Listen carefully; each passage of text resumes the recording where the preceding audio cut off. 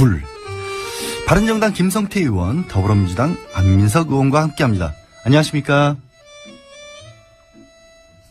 여보세요? 네, 안녕하세요. 안민석 의원입니다. 예, 안 의원님, 예, 나와주셔서 반갑습니다. 제가, 김성태 의원님도 인사해 주시겠습니까? 네, 안녕하세요. 김성태입니다. 인사를 했는데요. 예. 아, 예. 저희가 연결을 제가 잠깐, 아시겠지만 권한대행을 맡고 있어서요. 오늘 처음. 김어준 총수 안 왔으면 좋겠어요. 좋네, 더. 예. 안민석 의원님께서요, 저를 딱 보자마자 방송 시작하기 전에 김어준 공장장 끝까지 안 왔으면 좋겠어요. 마음이 편하시답니다. 우리 김성태 의원님께서도 편안하게 혹시라도 평소 못하셨던 말씀 있으시면 편하게 해주시기 바랍니다. 예, 그러겠습니다. 예. 근데 예. 안민석 의원께서는 말씀만 그렇게 하고 실질적으로는 김어준한테 더 꼼짝도 못 하시면서 처음부터 왜 저를 또 디스를 하세요? 꼼짝도 못하셨다. 그런 게 얽힌 게 좀 있으셔서 저한테 그렇게 얘기를 하셨을까요? 자, 일단 먼저 김성태 의원님께서 질문 먼저 주셨으니까 저도 김성태 의원님 관련해서 여쭤보려고 했는데 안 의원님이 독일을 갔다 오셨다고 하네요. 그래서 안 의원님 먼저 말씀을 하나 듣고 가야 될 것 같습니다. 독일은 어쩐 일로? 예, 독일에 지금 최순실 재산이 수조 원이 있다는 이야기는 들리는데 예. 실체를 파악할 수 없었던 참에 몇몇 동포분들이 제보를 주셨어요. 예. 그래서 그 제보를 확인하기 위해서 돈 세탁 전문가하고 예. 또 우리 주진우 기자하고 다녀왔고요. 그 와중에 주진우 기자하고 저하고 팬티 논란이 있었지만은 사진이 분명히 이제 주진우 화제가 기자가 됐죠. 먼저 저에게 도발을 한 것이라는 말씀드리고요. 동포들의 제보는 상당히 신뢰할 만한 제보였고요. 예. 지금도 계속 들어오고 있고요. 예. 앞으로도 들어올 거라고 보고요. 이걸 정리를 해서 발표를 해서 특검에 넘길 예정이고요. 무엇보다도 정유라의 소재 관련해서 예. 체포는 되었는데 정유라를 소환 문제 이것을 확인하기 위해서 독일 검찰을 만났습니다. 근데 독일 검찰의 입장은 이제 덴마크와 한국의 문제지 우리들의 손을 떠났다. 예. 그런 이야기고요. 근데 제가 한 가지 의아한 것은 사실 지난 한 달 전에 정확하게 12월 14일 날 예. 특검을 만나서 정유라 소재 정보를 다 넘겨드렸거든요. 이미 한 달 전에, 그러니까 정유라가 방송국에 의해서 알려지기 전에 소재지를 특검에 이미 주셨다는 거잖아요. 12월 14일 날 밤에요. 밤에요. 밤 10시부터 12시까지 저와 특검 한 분하고 나머지 일행도 있었고 총 5명이서 정보를 주면서 어떻게 정유라를 체포할 건지에 대한 대책을 논의를 했거든요. 아, 대책 논의까지 그냥 그럼요. 단순한 예. 정보 그냥 이런 추측이다, 제보다 이런 정도가 아니라 아예 대책 논의까지 하셨다는. 근데 그 특검은 저를 만난 적이 없다고 지금 모 언론사에게 이야기를 한 모양인데. 그 방송국에서 보도도 그렇게 나왔던 걸로 알고 있는데. 그날 밤에 제가 만났던 특검은 그러면 유령이었나요? 특검분. 왜 그 정보까지 다 줬는데 특검이 왜 체포를 하지 못했는지 그건 제가 이해를 하지 못해요. 혼자 만나신 것도 아니라면서요. 예, 다른 그럼 변호사 5명 함께 5명이 있었어요. 함께. 그래서 저는 연말까지 특검이 체포할 거라고 그래서 한국에 소환할 거라고 기다리고 있었는데 왜 이렇게 유라가 덴마크에서 안 들어오도록 하는 이런 사단이 벌어졌는지 예. 그건 좀 특검 측에 좀 해명이 좀 들어봐야 될 것 같아요. 특검이 잘 하고 있는데 지금 특검에 대해서 물론 특검을 믿습니다. 그런데 저 부분에서 도저히 이해가 안 돼요. 이해가 안 가는 부분이 있기 때문에 그 부분은 좀 밝혀졌으면 좋겠다는 거고요. 예, 김성태 의원님. 예. 예. 국정조사 하시느라고 안 의원님도 그러시지만 굉장히 고생 많이 하셨습니다. 또 특조 진행하신다고. 이번에 이 국정조사가 좀 끝 마무리가 좀 아쉽다라고 하면서 특위에서 만장일치로 연장하자고 의결을 했잖아요. 그렇습니다. 특위에서만 의결한 걸로 되는 게 아니고 이 여야 사당에서 논의를 해줘야 하는데 지금 시작하고 있나요? 논의는? 사실상 지난 3일 전에도 교섭단체 대표들을 직간접적으로 이렇게 만나고 또 그저께는 정세균 국회의장님을 제가 직접 찾아가서 그동안의 특조위 활동 보고와 또 국조특위 기간 연장에 대해서 국회 차원에서 특단의 결심을 촉구하는 그런 입장과 또 우리 위원회 의결 내용까지 이렇게 말씀을 드렸습니다. 예. 뭐 그럼에도 불구하고 뭐 국회의장께서는 4당 교섭단체 간에 합의만 이루어진다면은 뭐 원포인트 국회를 열어서라도 기간 연장을 뭐 처리할 수도 있다는 그런 입장이었지만은 예. 막상 이 국회는 원내 교섭단체 간의 협상과 합의에 의해서 국회 운영 일정이 잡히는데 그게 지금 수월치 않는 상황입니다. 예. 소리가 좀 많이 울리네요, 의원님. 어디 계신지 좀 모르겠는데, 잠깐 제가 안민석 의원께 질문 드리고 연결 좀 다시 한번 해보겠습니다. 예, 예. 예. 안민석 의원님. 네. 그러면 이제 이 특위의 연장이 필요한 이유가 있지 않습니까? 어떤 부분 때문에, 물론 뭐 국민들이 짐작하는 것도 있지만, 그렇게 의결을 하셨나요? 그때? 좀 전에 그 김성태 위원장님이 지난 2달 동안 그 국조특위 청문회 운영하시면서 참 애를 많이 쓰셨어요. 예, 수고하셨고요. 특히 저는 이번에 김성태 위원장님을 통해서 균형의 리더십이 저런 거구나. 굉장히 어려운 입지였거든요. 그렇죠. 근데 여야 어느 쪽에도 치우치지 않고 예. 그러니까 청문위원들한테도 욕먹지 않고 완벽한 균형의 리더십을 보여주신 김성태 위원님 참 수고하셨습니다. 자리에 안 계시니까 또 갑자기 또 좋은 말씀. 없을 때 칭찬하는 게 진정성이 있는 거죠. 그렇죠. 그런데 예. 지금 김성태 의원님 말씀하신 것처럼 저희들은 청문위원들이 만장일치로 국조를 한 달 연장해야 된다. 그래서 국조와 특검이 시너지 효과를 내어서 진실의 퍼즐을 하나라도 더 많이 맞출 수 있어야 된다라고 원내대표들에게 지금 요청을 하고 있는데 예. 기다리고 있지만 오늘 내일까지가 골드타임입니다. 내일 지나면 이제 끝나요, 국조가. 예, 아예 네. 끝나니까. 네, 예. 그래서 기다리고 있는데 만약에 이것을 여야 대표가 담아내지 못하면은 국민의 욕구를 담아내지 못하는 여야 원내대표들 역사적인 비판받을 것이고 참 한심한 것이죠. 이렇게 제가 예. 한마디로 정리하겠습니다. 도대체 뭐가 중요한디? 예.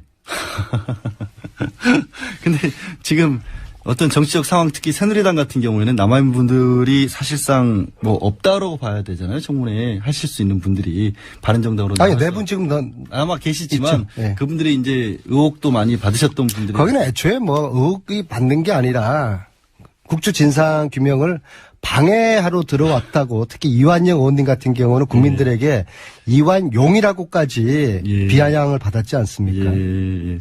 김성태 의원님 다시 연결돼 계시죠? 예, 예. 예, 예. 예, 이제 좀 낫네요.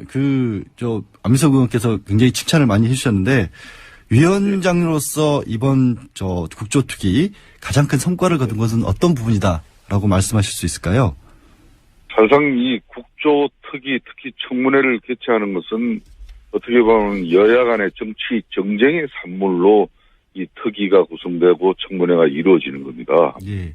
그렇기 때문에 역대 그런 여러 국정조사 청문회를 보면은 항상 여야 간의 정쟁에 이 파행을 일삼기가 거의 뭐 일수였어요. 네. 그렇지만 이번에는 7차 청문회, 2차례 현장조사 청문회, 2차례 기간보고 이 11차례의 실질적인 조사에 있어서 단 한 차례도 이 위원회가 파행을 겪지 않았다는 것은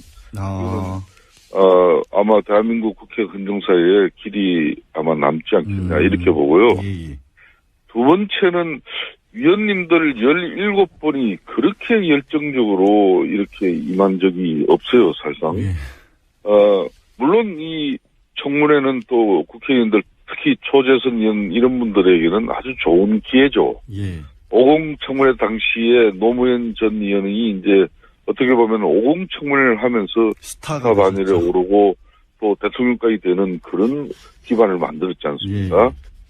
막 그렇듯이 이번에도 최순실의 이런 국정농단의 이 엄중함을 너무나 깊게 인식하고 너무나 많은 노력들을 했어요. 예. 그에 비해서 사실상 이 국회에서 정인으로 채택된 그런 사람들이 계속해서 모른다, 뭐 본 적도 없다. 안 나오고 이런 북출석하면서 이런 무성의한 과거의 국정조사 청문회의 어떤 그런 간섭을 그대로 이어받으려고 했어요. 예. 그래서 이번 같은 경우는 불출석한 정인들 32명 동행명령장까지 발부했는데도 불구하고 안 나온 사람들 이번에 열의 일명 없이 고발 의결이 됐습니다. 예, 알겠습니다. 그 말은 앞으로 국회 정은 감정에 관한 법률에 의해서 국회 모욕죄로 예. 아마 사법부에서 제대로 처벌만 한다면은 이분들 고생 좀 할 거예요, 저. 예. 저기 알겠습니다. 안 의원님, 네. 지금 김성태 의원님의 이제 성과를 말씀을 해주셨는데 그 열심히 하시는 것들은 분명히 맞고 하지만 또 국민들 입장에서 봤을 때는 좀 뭐 여러 가지 뭐 얻은 것도 있지만 여전히 또 제대로 뭐 준비가 덜 된 것 같기도 하고 질문들이 좀 반복된 것 같기도 하고 그런 아쉬움 같은 것들도 좀 남는 것도 있었다. 그런 제일 안타까웠던 점은 이제 진행을 하시면서 어떤 거 있으셨어요? 저는 좀 김성태 위원장님하고 생각이 좀 많이 틀려요. 저는 한마디로 예. 소문잔 잔치 먹을 것 없었다. 김 위원장님은 굉장히 많은 것을 얻었다라고 예, 저는 생각하시지만 개인적으로 예. 피가 거꾸로 솟을 순간이 여러 번 있었습니다. 첫 번째는요. 그 새누리당의 그 엑스맨 아까 예. 누구라고 뭐 벌써 그건 정말 말씀하셨잖아요. 매국적인 그런 발언 볼 때 예. 그리고 최순실 비롯한 문고리 3인방 증인들 불출석 예. 우병우 김기춘의 그 위증 이래서 이게 국민 화병이 지금 생긴 거 아니겠습니까? 예. 청문회 때문에 국민 화병이 생겼어요. 그다음 두 번째로 지금 바른정당으로 가 계신 우리 청문회 위원님들 예. 2달 전만 하더라도 같이. 국정조사까지만 하더라도 이분들은 최순실 국정농단의 부역자들이었어요. 정인들 같이. 국정조사 정인들 내놓으라고 그러면은 죽어도 못 내놓겠다고 하고 예. 그런데 청문회 기간 동안에 마치 무관한 듯 자기들은 부역자가 아닌 듯 그런 식의 말씀과 증인들에게 신분을 취하는 거 보고서 또 한 번 또 피가 거꾸로 솟았어요. 그때 새누리당 의원, 그때 비박계 의원들하고 예. 지금 그분들하고 다른 사람들입니까?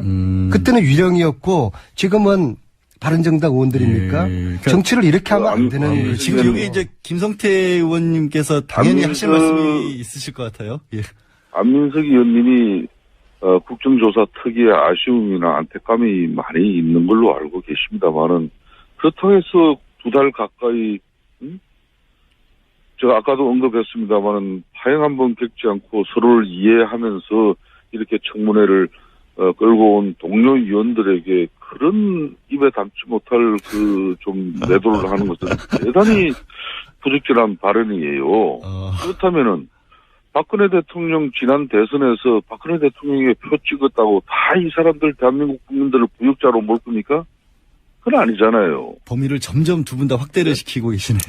그렇듯이 제 말씀은 청취자분들이 평가할 테니까 위원장님께서 제 얘기를 평가하지 마시죠. 생각하기로는 안민석 의원이 사선 의원으로서 정말 어떻게 보면 이 최순실 국정농단의 그런 실체를 제일 먼저 파헤치고 오늘날 대통령 탄핵까지 이르게 한 장본인 아닙니까? 위원장님 죄송하지만요. 위원장님 잠깐만 말씀 좀 해주세요. 될 때가 된 것이죠. 예. 그렇다고 해서 굳이 같이 2달간 일은 물론 여러 가지 부족하고 미흡하고 또 동료 위원으로서 자기 중심적 어떤 판단에서 좀 마음에 안 드는 부분이 있다고 하더라도 그렇게 또 매도를 하는 것은 위원장님은 저는 지금 기본적으로 예, 바른정당과 동료애를 강조하고 계신데 바른정당과 새누리당은 지금 일종의 위장이혼했다고 생각하거든요. 위장이혼이다. 예. 대선 때 되면은 분명히 같이 또 묻힐 겁니다. 그리고 조금 전에 위원장님 사선이라고 표현한 것은 정정해 주십시오. 내리사선입니다. 그렇게 하겠습니다. 네, 감사합니다. 내리 사선 의원님께서 아니 저 위원장님 결론은 예. 그렇게 동료 청문위원들 이렇게 좀 불편하게 이야기를 하는 걸 보면은 그 목적은 이제 조기 대선에서 새누리당과 바른정당이 또 보수 대연합 결집이다 뭐 해가지고 손잡을까봐 미리 그냥 이 예봉을 차단하는 그런 아마 의미에서 그런 발언을 하면은 진작에 그렇게 정확하게 전달해야지. 그 말이에요. 아니 근데 제가 봐도 이번에 제가 위원장으로서 이렇게 사회를 쭉 진행해보면 여야를 통틀어서 다 17분 다 열심히 준비했지만은 그래도 돋보이시는 분들이 있었어요. 예. 근데 아니, 위원장님, 제가- 제가 한 가지 여쭤볼게요. 네. 미리 이거를 차단하신다라고 얘기를 하시면 그럼 바른정당하고 새누리당하고 다시 합칠 가능성도 충분히 있다. 이렇게 들으실 수도 있잖아요. 이거 저는- 안민석 의원이 얘기한 것처럼 위장의원이다 이런 생각을 하실 수도 있잖아요. 들으시는 제가 분. 그 말씀에 대해서 제가 한 말씀만 딱 드리겠습니다. 작년 4.13 총선은 우리 위대한 국민들은 정말 대한민국을 이제 양당 체제로서 이렇게 해서는 안 된다는 그런 국민들의 판단 속에 3당 체제가 만들어지고 이제 올해 지금 4당 체제가까지 됐습니다. 지금 현재 국회 의석 분포를 보면은 뭐 지금 유력 대선 후보 문재인이든 방지문이든 어느 누가 대통령이 된다 하더라도 쉽게 말하면은 제대로 된 국가를 권력을 이끌 수가 없습니다. 즉 연정을 하지 않으면은 대한민국 국가 권력을 제대로 끌고 갈 수가 없어요. 연정 그 가능성을 연정을 위해서 정치권이 이번 대선을 앞두고 여러 형태로 뜻을 모아나가는 과정에 때로는 뭐 후보 경선을 국민 참여 경선으로 이렇게 모아가지고 할 수도 있는 것이고 문재인 전 대표처럼 뭐 확고한 자신이 있으신 분들은 민주당 내에 뭐 당내 경선만 거쳐서 뭐 대선 후보로 나서시는 분도 계시고 여러 지형이 펼쳐질 거예요. 그러니까 그 여러 지형이 펼쳐지는데 벌써 뭐 연정을 위한 연대를 한다든지 야권에서 그걸 미리 지금 우리 안민석 의원께서는 그런 행위 하면 안 된다 이 이야기입니다. 가능성은 열어 놓자는 건데 어쩌세요, 안 의원님? 그러면 저희 안 의원님도 또 반론이 또 있을 것 같아요.